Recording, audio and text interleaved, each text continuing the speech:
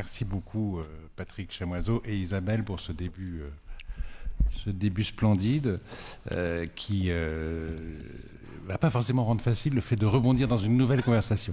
Il se trouve par ailleurs, moi je suis vraiment en tant que membre de la commission aussi extrêmement heureux et fier aussi de participer à cette remise du prix au grand artiste de la langue, qui est Patrick Chamoiseau, alias rapporteur de parole, alias l'oiseau de Cham, et cette littérature tout à la fois flamboyante et d'une intelligence du monde qui nous est indispensable, qui est précieuse et qui nous est indispensable, qui se poursuit depuis maintenant 40 ans quasiment, et qui récemment aussi, le dernier livre publié par Patrick Chamoiseau, c'est-à-dire Le vent du Nord dans les fougères glacées, qui est un roman extraordinaire, et de mon point de vue, une forme d'accomplissement aussi supplémentaire, une nouvelle dimension à cette œuvre, on en parlera peut-être tout à l'heure.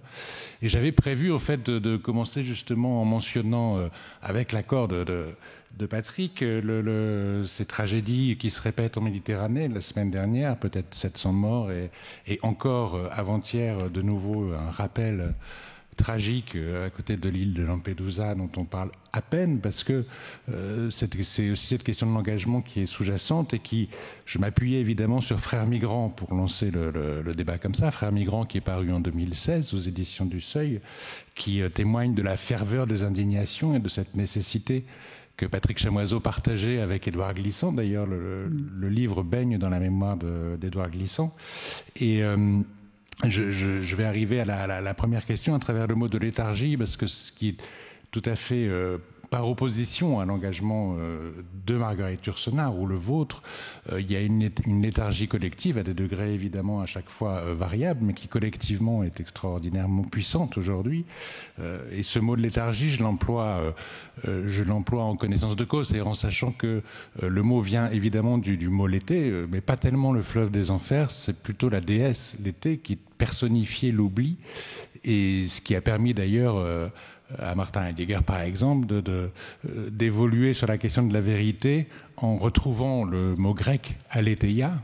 Aletheia, c'est donc construit justement avec ce mot l'été, comme si la vérité, au bout du compte, était un dévoilement hors de l'oubli de quelque chose que la vie courante et la machinerie économique, capitaliste, etc., nous conduisent sans cesse à oublier, à nier. Et ça, je pense que c'est par ailleurs très présent dans des proportions extrêmement différentes, évidemment. C'est pas du tout la situation actuelle aux Antilles n'est évidemment pas comparable à cette tragédie de la Méditerranée qui se joue aussi dans la Manche, d'ailleurs. Mais c'est quelque chose qui est extrêmement présent depuis Texaco et même avant, c'est-à-dire cette espèce de léthargie collective contre laquelle il faut réagir, et qu'on retrouve encore dans le vent du Nord dans les fougères glacées, puisque les personnages principaux, pour partir à la recherche du dernier maître de la parole, vont devoir s'arracher aussi à cette vie quotidienne qui invite à la léthargie.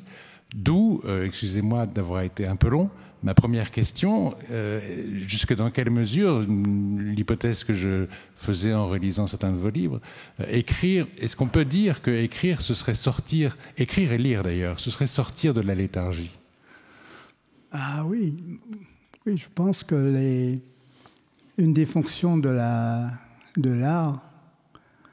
est bien de reculer ce qu'on peut appeler les limites de la réalité. De manière générale, l'homo sapiens vit dans son imaginaire.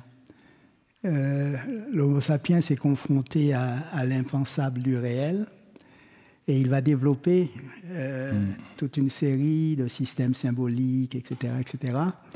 Et il va se construire une petite réalité. Ce qu'on appelle généralement une culture ou une civilisation, c'est une interprétation du réel qui, lui, est chargée de mystères indépassables. Mais la réalité donne à peu près des réponses, et on trouve son équilibre dans les réalités. Ce qui fait que la plupart des communautés archaïques constituaient autour des individus qui étaient à leur service, puisque la communauté soumet l'individuation au service de la communauté, leur donnait une sorte de prêt-à-porter existentiel.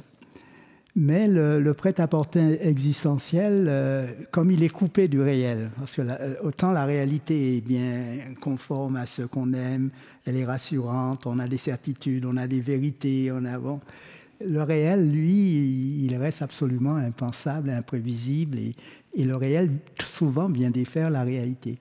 Ce qui fait qu'une communauté qui serait suradaptée à sa réalité, donc à son système symbolique, est très vite balayée par les surgissements du réel. C'est pourquoi dans la plupart des cultures humaines, il y a deux êtres qui ont toujours préservé les communautés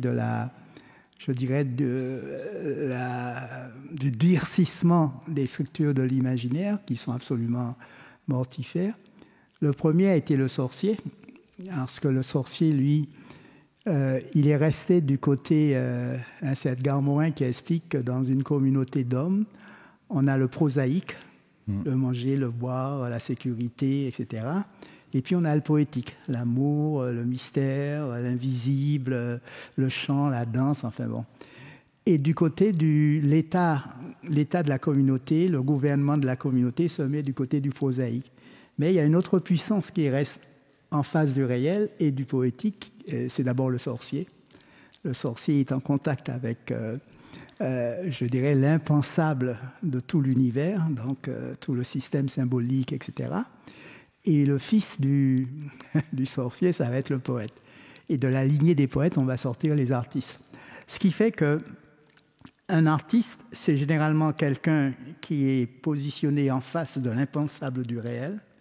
Le réel, c'est comme un en dehors de l'esprit qui existe dans une communauté. Et l'œuvre d'art, c'est quelque chose qui ramène comme ça, qui saisit quelque chose dans l'impensable du réel et le ramène dans la réalité du moment. Et du coup, c'est comme une boule d'oxygène, une sorte de comète qui fait exploser la réalité. Ce qui fait que généralement, une œuvre d'art provoque ce qu'on appelle une stimulation esthétique. Et une stimulation esthétique, ce n'est rien d'autre qu'une élévation de conscience et une élévation de la connaissance qui modifie considérablement les durcissements de la réalité. Et c'est pourquoi, lorsqu'il y a eu tous ces morts en Méditerranée, et quand la Méditerranée commençait à devenir un cimetière, on entendait beaucoup les économistes, encore eux, et les sociologues, les machins, plein d'experts. D'ailleurs, le système capitaliste nous a habitués nous a remis entre les mains des experts, et on n'entend plus les poètes et les artistes. Or, pourtant, il y a une pensée du poème, il y a une pensée de l'art. Une stimulation esthétique, c'est une vision du monde.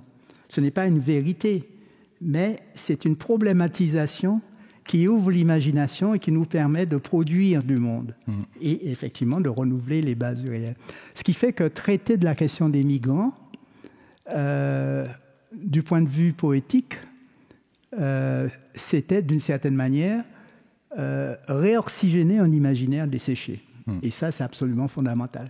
Et c'est là qu'on s'aperçoit qu'aujourd'hui, le capitalisme nous domine tellement qu'on a l'impression, c'est vrai, il faudrait...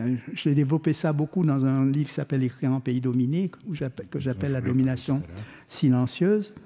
Le capitalisme a capté notre grand désir poétique et l'a mis directement dans du consumérisme.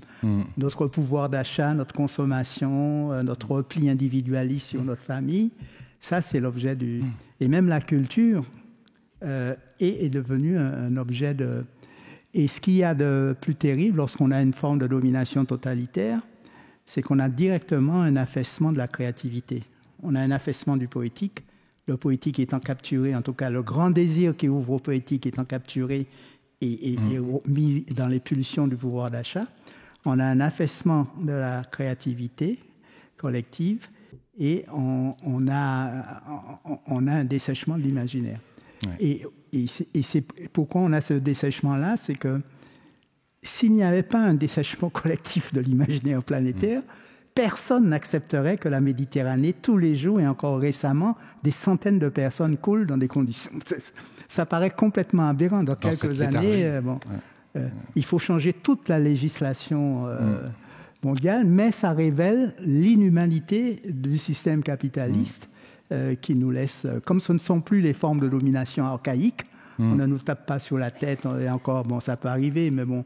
le système étant une domination de l'imaginaire, nous avons l'impression d'être libres, alors que nous sommes aussi dominés que l'étaient les serfs. Donc là, il y a une nécessité de politique culturelle. Et c'est pourquoi il faut absolument, lorsqu'on vote, peser l'importance que donnent les politiques qui sont proposées aux politiques culturelles. Je crois que sans politique culturelle, nous avons beaucoup de difficultés.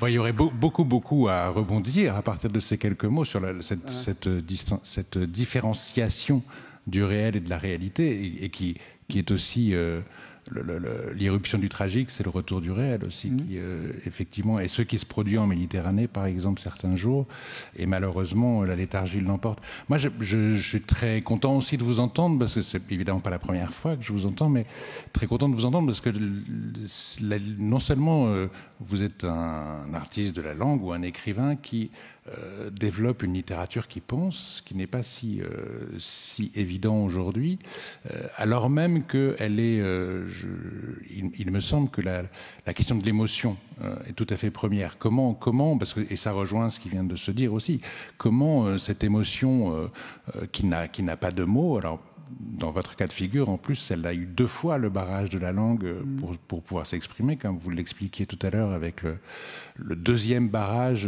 qu'a consisté l'apprentissage du français à l'école. Mais cette littérature qui pense, c'est quelque chose de très précieux, on ne peut qu'être très heureux de vous remettre, parce que je crois que c'est la première fois que vous avez un prix pour l'ensemble de l'œuvre. Et on entend, je pense, dans ce que vous dites depuis le début de cette rencontre, on entend très bien la maturation, c'est-à-dire quelque chose qui est de l'ordre du cheminement. Et donc je voudrais lire juste les premières lignes d'un livre, ça vous réagirez peut-être en contestant le point de vue, qui a précédé de 2 ans Le vent du Nord dans les fougères glacées, qui est donc une fiction. Donc il y a un essai qui est paru il y a 2 ans, Le compteur, la nuit et le panier, et qui interroge en fait l'émergence, alors je vais un peu vite évidemment, l'émergence du compteur dans l'implantation, ce phénomène tout à fait inouï, qui est une façon d'inviter à une réflexion sur les sources de l'art, ce dont on a entendu tout à l'heure quelques échos, sources de l'art qui se perdent dans la nuit des temps préhistoriques, et dont on ignore tout, mais qui d'une certaine manière, et évidemment toute proportion gardée, ont rejailli dans cet espace de la plantation où les gens avaient été mélangés les uns et les autres et de fait coupés de leur langue, de leur culture, de toutes leurs croyances, et ont dû réinventer quelque chose justement face à la mort. C'est la thématique du livre, mais je voulais juste citer les premières lignes du livre. Ça commence par dégager une Laronde. L'écrivain est un artiste qui chemine de manière individuelle, très singulière, vers cette énigme indépassable qu'est la littérature. Son œuvre est donc un cheminement vers la compréhension de l'art qui est le sien. Parsemé des expériences de ses contemporains, de ceux qui l'ont précédé, de ceux dont il invoque le surgissement, ce cheminement demeure par essence dépourvu de chemin. Comme tout artiste, l'écrivain s'invente une voie qui n'aboutit jamais, une voie, VOIX, qui cherche toujours son champ, c'est ainsi qu'il demeure désirant.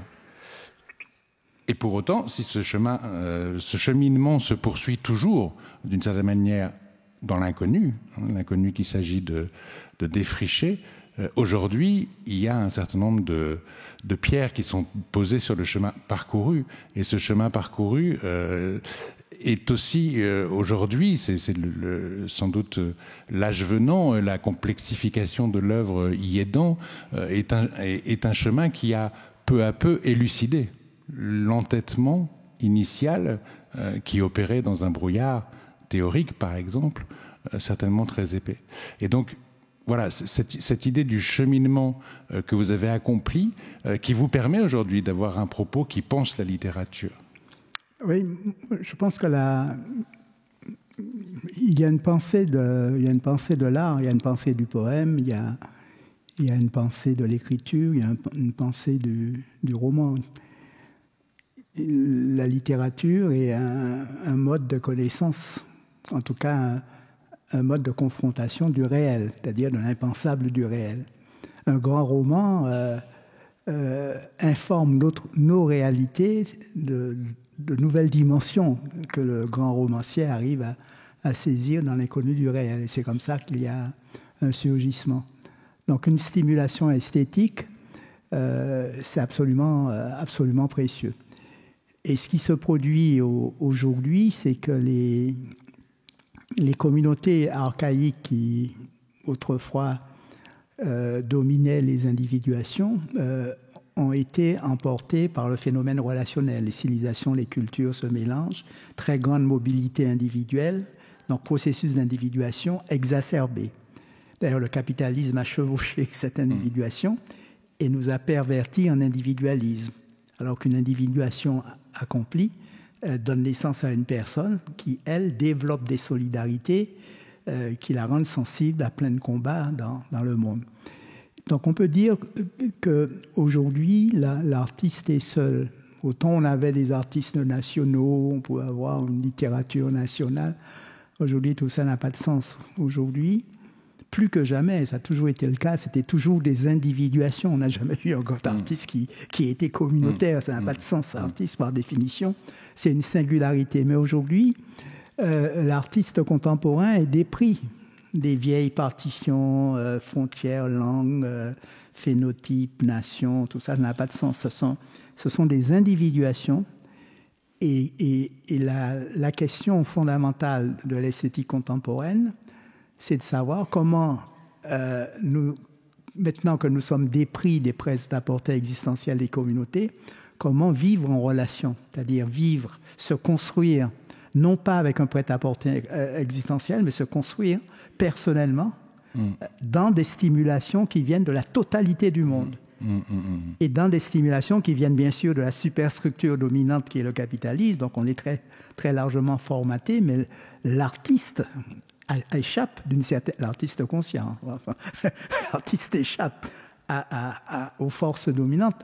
Je ne sais plus, c'est Agamben qui disait qu'être contemporain d'une époque, c'est justement ne pas pouvoir s'adapter à l'époque, c'est-à-dire voir les ombres, les oppressions, etc. Et les artistes sont toujours mal dans leur époque. Pourquoi ? Parce qu'ils voient les forces négatives. Donc ils échappent à ça, ce qui fait qu'ils ont une construction individuelle, ce qui fait que la production esthétique, un grand roman, une grande œuvre d'art, de grandes chansons, etc., témoigne de cette construction d'un individu confronté au chaos monde et confronté aux forces d'oppression dominantes. Et c'est en cela que la stimulation esthétique d'un grand artiste nous permet de construire notre propre individuation. Cela dans des dispositifs qui ne sont plus les dispositifs, la nation, la langue, la couleur de peau, etc., mais des dispositifs liés au rapport que l'on entretient avec les mondes. C'est quoi les familles d'écrivains ? Une anthologie d'écrivains ne peut se faire que sur des structures d'imaginaire. Quel que soit le mode de... Si vous prenez la nation, vous prenez la langue, vous prenez la couleur de peau, tout ça, ça ne marche pas. Ce qui marche, c'est le rapport aux langues, le rapport à la diversité, le rapport aux forces dominantes, le rapport au langage. Enfin bon, il y a plein d'éléments qui permettent de constituer les nouvelles familles. D'où l'importance d'une notion comme celle de mondialité que vous pouvez opposer à la mondialisation. Oui, c'est-à-dire que ce qui s'est passé, c'est que la colonisation occidentale fracasse la plupart des cultures et civilisations. Elle crée un phénomène de connaissance planétaire. Parce que Christophe Colomb, c'est un colonialiste. Il débarque et puis il prend possession de terre. Et ce qui va se produire, c'est que on a un phénomène le monde fait monde avec la colonisation, dans des conditions épouvantables, sous les auspices du colonialisme, c'est-à-dire racisme, domination, exploitation, déshumanisation, chosification de la nature, etc. Et qu'est-ce qui va se produire ? Le monde étant devenu monde, donc ça commence à circuler, le capitalisme qui était embryonnaire dans la colonisation va exploser. On aura le capitalisme planétaire qui va prendre la vieille philosophie libérale et faire ce système économique qui se réclame de liberté, mais qui est en fait une catastrophe. Ce qui fait que tous les peuples du monde, ou les artistes, etc., un peu plus conscients, sentent bien que dans la mondialisation, il y a un phénomène de standardisation du mode de vie, mais aussi une sorte de soumission à des normes occidentales. Et la tendance a été pendant quelque temps de rejeter la mondialisation, c'est-à-dire fermer les portes et les fenêtres et essayer de... Alors que Glissant dit non, au contraire, il faut garder les portes et les fenêtres ouvertes. On ne peut pas laisser le monde aux colonialistes et aux capitalistes. Au contraire, il faut se battre avec le monde. Et c'est pourquoi il dit, dans la mondialisation, sous la mondialisation économique, essayons de deviner l'autre monde, qui est la mondialité, où les imaginaires, les individuations, les créations se rencontrent, les mélanges se font, les histoires se décomposent. Enfin bon, tout un monde qu'il nous faut apprendre à décoder et qu'il appelle la relation. Donc l'idée de mondialité est fondamentale. Et ça fait écho à quelque chose sur lequel j'aurais aimé vous entendre longtemps, mais je pense que le temps passe. Ça fait écho évidemment au diptyque très important dans votre itinéraire que forment l'esclave vieil homme et le molosse, d'une part, et puis écrire en pays dominé dont vous avez parlé tout à l'heure. Donc juste pour rappeler comment le déclencheur de l'esclave vieil homme et le molosse, c'est l'idée qu'il ne s'agit surtout pas de retrouver une essence quand on est dans la réhumanisation, dans une lutte pour la réhumanisation.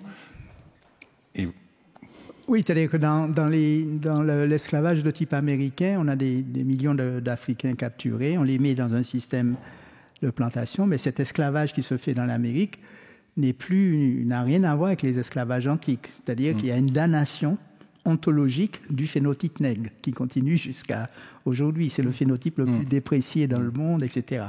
Donc, cette création-là faisait que lorsqu'on avait à s'opposer à la déshumanisation de l'esclavage de type américain, il fallait renaître autrement, pas simplement résister comme Spartacus, il fallait opérer une renaissance. Donc on a eu deux formes de rébellion. On a eu la rébellion du nègre marron, rébellion classique, c'est le Spartacus, qui quitte la plantation, qui sort son coutelas, qui tue le maître, qui brûle la plantation et qui s'élance. Mais il s'élance pour retrouver l'Afrique perdue. D'ailleurs, dans les mouvements noirs américains les premiers grands mouvements noirs, ils vont tous essayer de prendre des bâtons pour retourner en Afrique. Et ceux qui ont pris le bateau pour retourner en Afrique ont été très surpris de voir qu'ils n'étaient plus africains. Donc il y a un problème qui s'est produit. Donc ils avaient nié le phénomène, je dirais l'espèce de machine à laver qui a été la plantation et qui avait mélangé culture amérindienne, européenne, africaine et qui avait produit anthropologiquement autre chose.